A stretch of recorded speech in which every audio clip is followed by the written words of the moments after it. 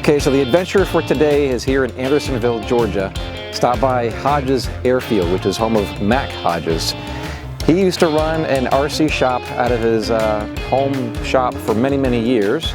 And now he's doing more or less ultralights and experimental. So I figured we'd stop by and give you a full tour of all the different projects he's done over the years. And, well, as you can see in the background, he's got a good variety.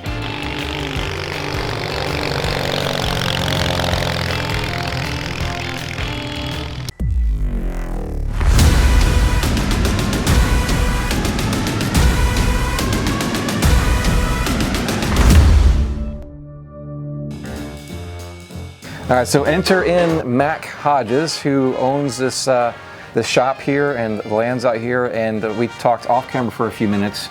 You got your start really in the RC world, so I want to just take a pause and talk about that, and then we'll show you the ultralight and experimentals. But this is one of the shops you used to build kits in for RC? Yeah, model airplanes, RC, and started doing this, and did it when I was a kid, but started the hobby shop in the early 80s and closed it about 12 years ago. This is just the workshop here. This was the workshop when we had the hobby shop. People would come in here and work on their airplanes, and we'd build our little fun fly airplanes in here and assemble stuff. And this, the next room back here was the, this was just a hobby shop. It had shelves, gondolas with shelving and pegboard, and this was all stuff for sale back here, and this was all hobby shop, and that's all airplane workshop. And Doug, a friend of mine that hangs out here and works on airplanes, this is an M3 pup that he just finished building, and started off with just a tubular frame fuselage and framed up wings, and he covered it and built it and put a Rotax 503, and it's ready to go as soon as we get some FAA paperwork, and it'll be ready to take out and crank it up and see how it flies. Well, it's a great example of the M3 pup, to be honest. I've seen several online that there's a group that follows this and build my plans. The first time I've ever seen one actually in person, but it's a beautiful design. So. And over here on the table, we want to tell everybody what's going on with that engine, which came off of one of these projects of yours, but... Yeah, this is a little half VW Hummel engine. Scott Kessler built it. It came on a little ultralight that we bought, and it was a 32 horsepower, and it wasn't quite enough power, so we sent the engine out to Hummel and had them put a stroker crank in it, which made it into a 37 horsepower, and when we put two separate carbs, it'll be up close to 40 horse, and it'll make it's got a mag on it, a new mag, and it'll make a great little Legal Eagle engine or whatever ultralight we might come up with that it would work for. But it's a half VW, it's a cut case half VW. They take the Volkswagen case, cut it in half, put a plate on the back, cut the cam in half, cut the crankshaft in half, put a magneto drive on the back of it, and you've got a half VW. I've heard of this name before in the past, but I've never seen one in person again. So you're showing me all kinds of new stuff today. This is a Mosler engine that was built by Mosler, who built some specialty cars back in the day, and Brian has some experience with that. So yeah, I used to work for Mosler Automotive building a supercar a long time ago. And this was a little engine that they built in the 90s for about 8 years or something like that. And they made their own crankcase, their own forged crank, uses VW cylinders and pistons, rods, and uses Scat VW racing heads. And it's got a magneto goes on the back, and it's a really nice little motor. And we put two Mikuni carbs on it. It comes with one updraft carb on the bottom, but the two Mikunis work better and give you a little more power. You're saying that puts out about 40? About 40 horsepower, yeah. And we've got a couple of them out here we'll show you. So. Mac Hodges, a true aviator, passionate about all things that fly, and has adopted old Buddy Curtis's motto of "I'm trying to ride all the rides and play all the games."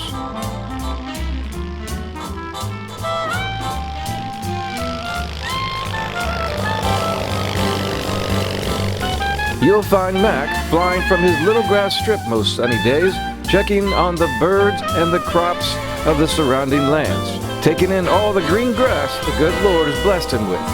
Did I mention that Mac is hosting a fly-in event for all you aviator people into aviating, right here on his private airstrip in October?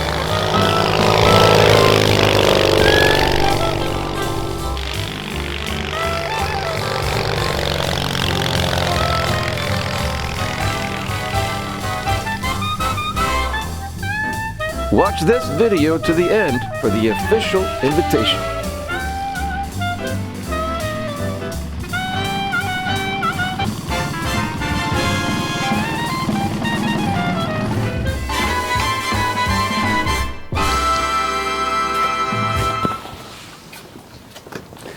This was the original hobby shop, built in '95, and the building that you just came out of, that was built in 2005 and added on. And we turned this from a hobby shop into a hangar, and by knocking the wall out and putting sliding doors and pouring a pad, and these are the airplanes that came out of here. And we've got too many airplanes in here. We need to sell some of them. But so the ones out here you either have built or rebuilt? Yeah. The Legal Eagle over there that I flew today, it was belonged to a friend here in America that built it, and he wrecked it twice, and after the last wreck he didn't rebuild it, and we got it from his wife when he unfortunately passed away in an airplane accident. And we rebuilt it and got it flying, put a Mosler engine on it, and the other little Legal Eagle over there, we've got it about ready to fly. In fact, we need to run it and just get it out and get it going. It's got a half VW, but it's a full case half VW.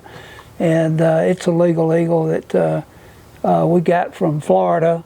A guy had passed away, and it was in pretty bad shape. We recovered it, rebuilt it, repainted, sandblasted the fuselage, repainted it. And we hope to get it flying here in just a little while. So, Dynon Avionics at Dynon.com, offering everything from state-of-the-art glass cockpit options to advanced control modules that power and control your entire aircraft. Gratia Aero Group at GratiaAero.com, proudly representing these best-in-class brands for experimental general aviation. Sherwings, BD Aviation, and MW Fly. KFA, Kitplanes for Africa, engineered for adventure and built for the bush is their motto, offering several STOL-kit aircraft options like the Expedition, Safari, Bush Baby, and Explorer.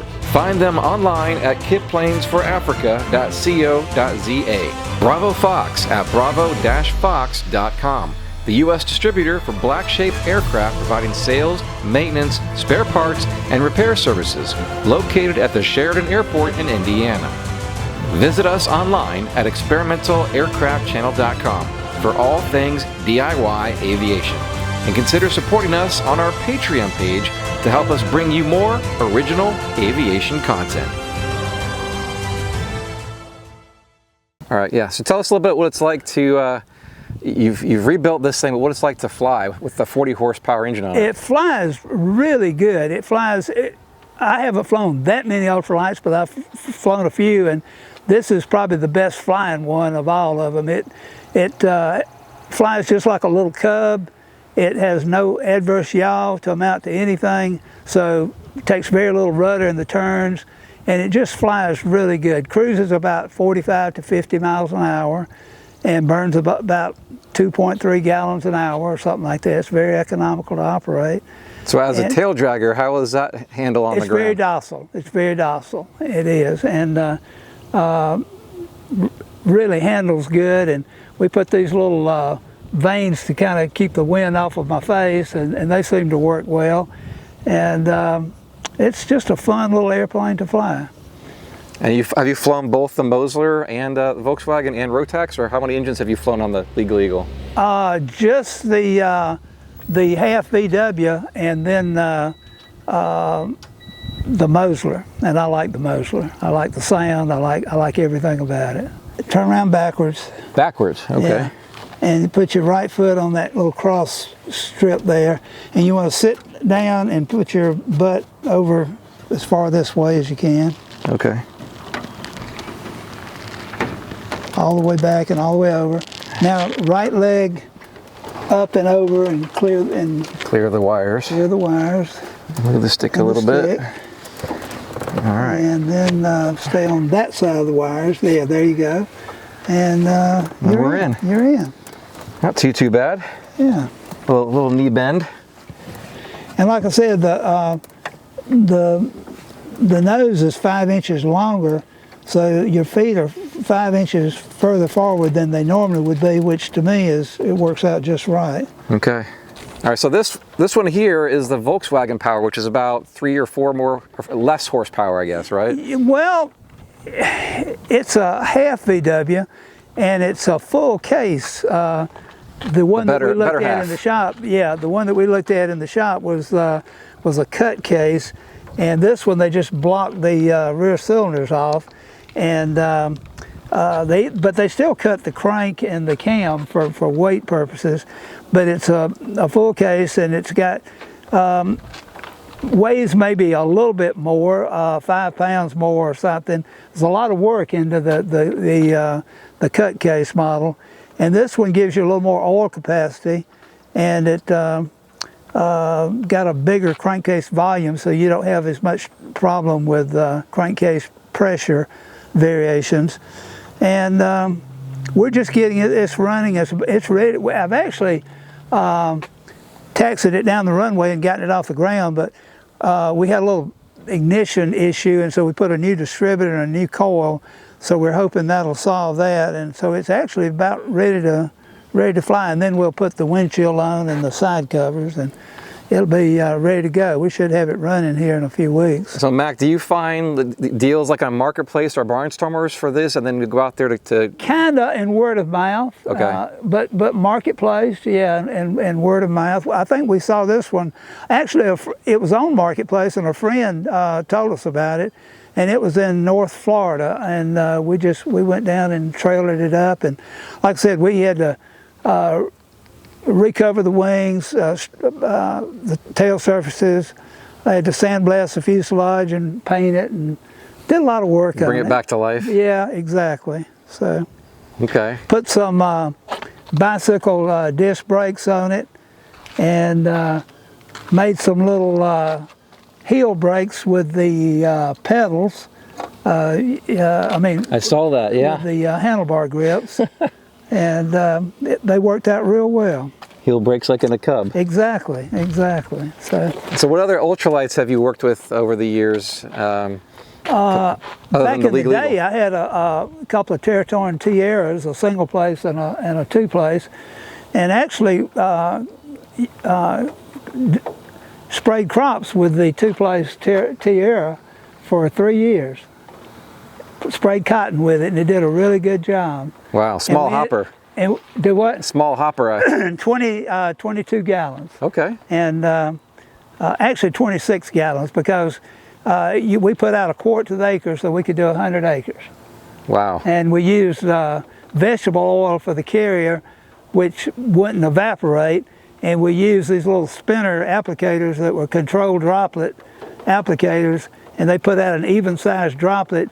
No big droplets to fall straight to the ground, no little droplets to atomize and go away. Right. So it did a really good job, and the oil would stick to the leaves of the crop, and did a really good job. So that's the low and slow. You've also got yourself a bit of a cross-country speeder over here. Yeah, I've had that for about 9 years, and I put about 1,200 hours on it. And 1,200 hours. Yeah. Wow. Yeah, I do a lot of flying with that airplane. And this is the 0320 in this one? I-0320, and right now I'm fixing to put a new oil cooler on it. My oil temps have crept up over the last few years, and I think the cooler's kind of plugging up, and I'm going to replace it. Going from the fast back to the kind of low and slow biplane, tell me the story behind this one. This plane came from Broadhead, Wisconsin, and it was built by a dentist from northern Illinois that had a hangar at Broadhead. And this, the Hats is a plans built, experimental home built, designed in the 70s, and this dentist spent 28 years building this airplane, and it's got a old school Warner radial, which is 145 horse, 7-cylinder radial from the late 30s, early 40s. You got yourself a real engine on this thing. It is it's a loud engine when you take it off. Once you get up, go into cruise, it only turns 2,000 RPM taking off, and then you cruise about 1,800. And but it's noisy with those straight stacks, but it's got good power, 145 horse, and it's got an electric start that was added to it by a probably the third or fourth owner. It originally had to hand prop it. It did not have a starter. So, but it cruises about 95, burns at 10 gallons an hour, but it's only got an 18-gallon tank. So about an hour and a half is all you've got. And I flew it to Oshkosh in 2018 and probably made 8 or 9 stops. And and on the way back, I got south of Champaign, and I looked down and my oil pressure was going down. So I landed on a road, a county road, and there's a big farm there, and the guy helped me push it up into the yard of the farm. And when I landed and stopped, I had a big puddle of oil under it. So we, my friends that were at Oshkosh that were driving back, they came, spent the night, and breakfast the next morning, we were talking about what we were going to do. I was thinking about riding back with them, getting my van, some tools, getting dug, and going back up there and working on it. But we said, well, this guy's got a big farm shop, he's got a forklift, he's got tools. So we started at 9 o'clock that morning, we took the engine off, found the little 1/8-inch line that went from the oil pressure gauge to the oil pump had broken, and so we fixed that, put the engine back on, and by 4:30 we had it running again. If it had been here, it would have taken a week to do that. So, all right, well, let me ask you this: you got a good variety of aircraft here. Is there any favorites? The RV would be my favorite because it's fun to fly and go places. For putting around here, the little Legal Eagle that I was flying this morning. The biplane, it was fun when we first got it, but we don't fly it that much anymore. So yeah, is that to do to get it running? And it runs great, and it cranks right up. It's just compared to the RV, it's not as comfortable. And my brother said if we'd had it when we were 50 years or 40 years ago, we would have flown it all over South Georgia. But I'm looking for a little more comfort, I guess, now. So anyway. So Mac, aside from the RC planes and the ultralights and the biplane, the experimental stuff, we're standing here in Hodges Field, which is your field. What else goes on here during the year? We used to farm, and then we quit farming in '98 and rented it out. And that's when I devoted time to the hobby shop, and my brothers went in different directions, and we just started working on the field. Every time, it started out when I had the little hobby shop down at the end of the shed, and we had a little flying field right out front, and every time we would expand, we'd make it a little bigger and add more Bermuda grass. And the pond over there was only built about 12 years ago.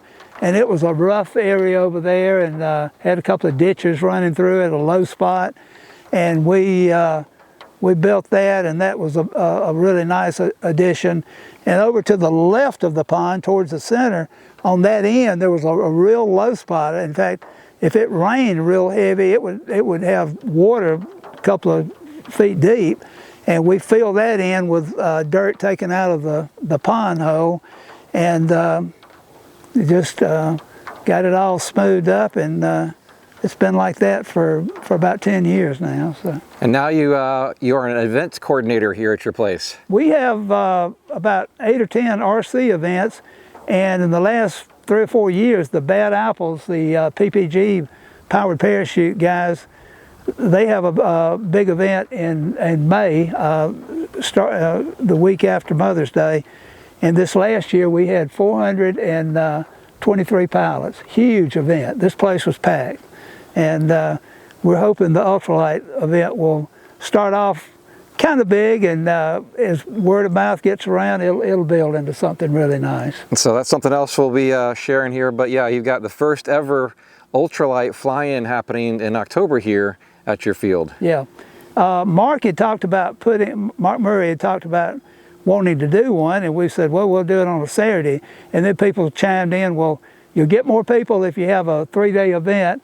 And so it's a Thursday, Friday, and Saturday event. And we're hoping, traditionally, October is our best weather month out of the year. So hopefully we'll have good weather for it.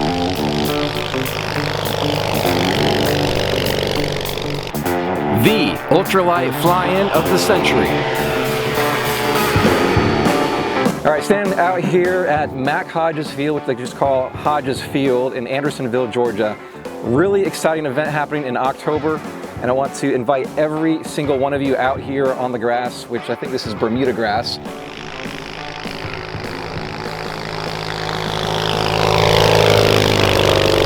Well, October 2 through 4, that's Thursday through Saturday. This is it, a beautiful field. We want as many ultralights, light planes as we can get here.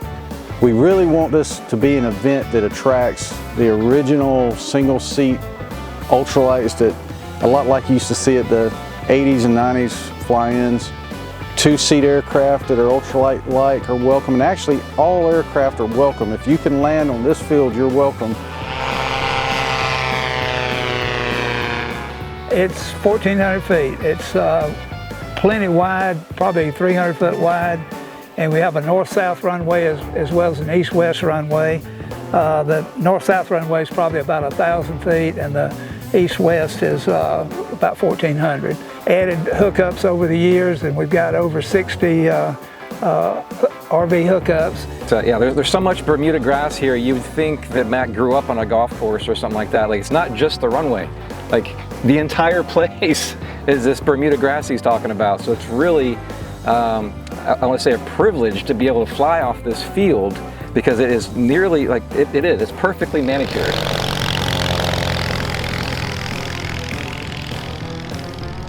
We're planning bomb drops, spot landings, torpedo runs. We'll have a fly mark, so if you have something that you want to sell for a small 10% commission, you can sell your aircraft related items here at the fly mark. And we also plan on seminars every night. As far as, to just clarify for everybody, it's free to fly in, but we're going to be having the competitions, and it's an entry fee for those. And what does that look like? All right, so if you show up, whether you drive in or you fly in, there's no fee. If you want to compete, there's a $20 fee for all the competitions, just a one-time fee for all competitions.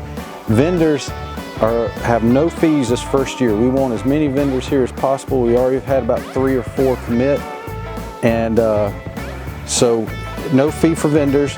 There is the camping fee, which is $10 to $40 depending on which style, which type camp style you need, and that's pretty much it. While there's no fee to attend, if you're going to fly and enjoy the area, we just ask for a small donation to help. So make it so Mac can continue to do this for several more years. Yeah, we get this built up. This is the first event ever. We hope to do this this is the launch of many years to come of hosting this event here. This is your call to action right now, as you are personally invited to show up on the grass here at Hodges Field. October 2nd through the 4th, plan to camp out and get to know everyone here that shares your passion for aviation. In partnership with the Experimental Aircraft channel. Thanks for watching this episode on the Experimental Aircraft channel. Quick shout out to our patrons over on Patreon and our co-pilot status, Zach Newsom, Mike Babcock, Lynn Gardner, Gary Martin, Michael Smith. We'll see you in the next episode.